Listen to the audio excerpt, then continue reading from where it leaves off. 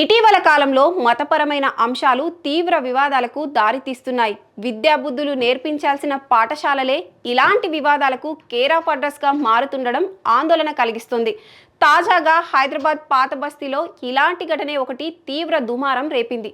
ఓ private స్కూల్లో 2వ తరగతి చదువుతున్న హిందూ విద్యార్థికి ఇస్లామిక్ ప్రార్థనలు నేర్చుకొని రావాలంటూ క్లాస్ టీచర్ హోంవర్క్ ఇచ్చింది. అంతటితో ఆగకుండా డైరీలో కూడా రాసి పంపింది. మరి ఆ డైరీ చూసిన తల్లిదండ్రులు ఎలా నిలదీశారు? అసలు స్కూల్ యాజమాన్యం ఇచ్చిన సమాధానం ఏంటి?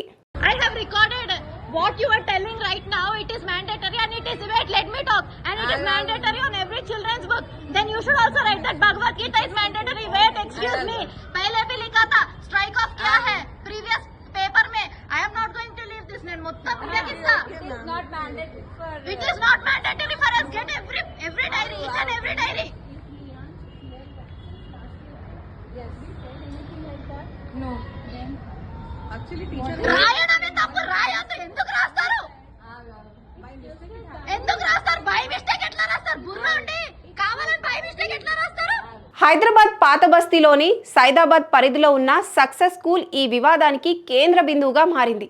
ఈ పాఠశాలలో 2వ తరగతి చదువుతున్న ఒక హిందూ విద్యార్థికి అక్కడ క్లాస్ టీచర్ ఇస్లామిక్ సాంప్రదాయ ప్రార్థనలైన కల్మా, సురా, ఫాతిహాలను నేర్చుకుని రావాలని హోంవర్క్ ఇచ్చారు.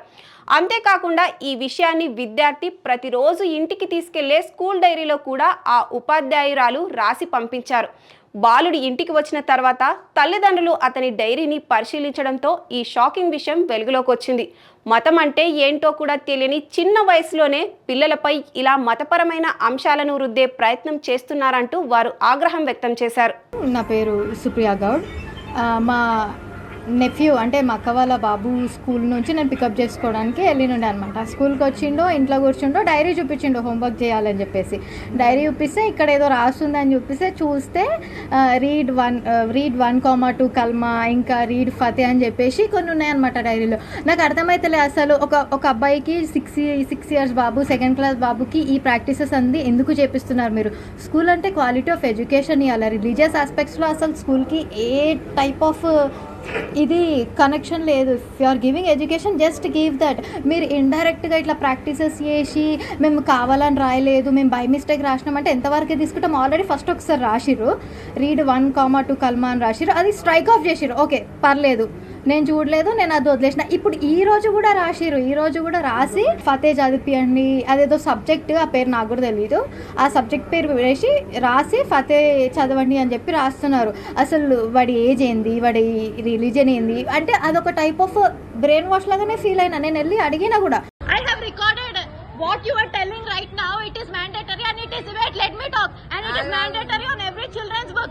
Then you should also write that Bhagavad Gita is mandatory. Wait, excuse me, pehle bhi likha tha, strike off kya hai previous paper mein. I am not going to leave this name. Muttam kya kissa, it is not mandatory for, it is not mandatory for us. Get every diary, each and every diary.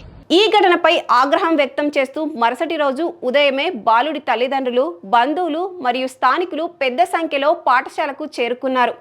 Secular విద్యా విధానాన్ని అమలు చేయాల్సిన పాఠశాలలో ఇలాంటి homework ఇవ్వడం ఏంటంటూ వారు school యాజమాన్యాన్ని, సదరు ఉపాధ్యాయురాలిని సూటిగా నిలదీశారు. దీంతో పాఠశాల ఆవరణలో కాసేపు తీవ్ర ఉద్రిక్త, గందరగోళ వాతావరణం ఏర్పడింది.